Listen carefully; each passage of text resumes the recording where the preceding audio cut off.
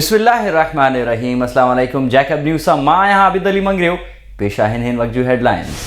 पाकिस्तान में कोरोना हयातियूं गिड़काइण जी सेंचुरी मुकम्मल करे वरिती। वधीक 11 ॼणा कोरोना जे अजल जो शिकार। अंग 107 थी वियो। सॼे मुल्क में कोरोना जा 272 नवां केस ज़ाहिर। तादाद 6000 खां टपी वियो। पंजाब में 2945, सिंध में 1518, KPK में 865, बलोचिस्तान में 240, गिलगित में 234, इस्लामाबाद में 140 ऐं आज़ाद कश्मीर में 46 ॼणा मर्ज़ में वरतल।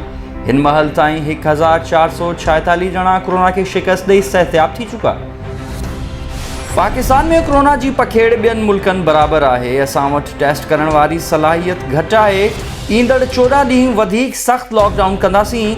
दर्ज़ी, प्लम्बर, सैलून बंदि रहंदियूं।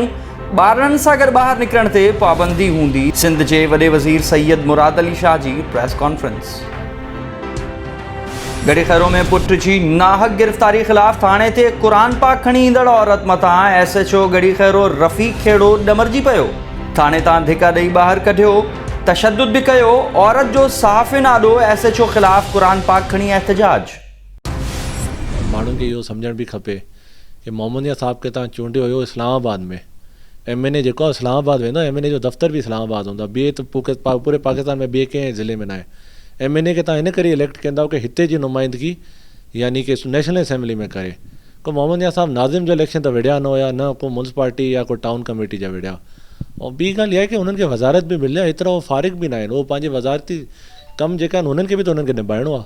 ऐं हर ॿिए टे ॾींहं TV ते नज़र अचनि था इमरान ख़ान साहब सां काबीना में या किथे न किथे वेठा आहिनि।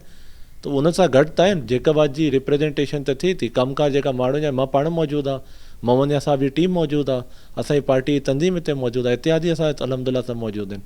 त हिकिड़े मोहम्मदिया साहब जे मथे सॼो भार त नथा रखी सघूं। माण्हुनि खे इहो सम्झणु घुरिजे त मोहम्मद मियां सूमरो खे तव्हां इस्लामाबाद लाइ चूंडियो हो।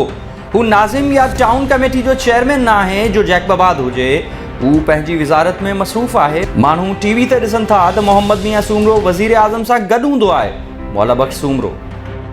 चुल्ह में वार्ड नंबर 10 जे रहवासियुनि पारां राशन न मिलण ख़िलाफ़ SUP जे ज़िलई सदर जमाल जोश बुर्लो जी अॻवानी में वार्ड मेंबर आमिर सरकी ऐं चेयरमैन म्यूनिसिपल कमेटी ख़िलाफ़ एहतजाज, नारेबाज़ी।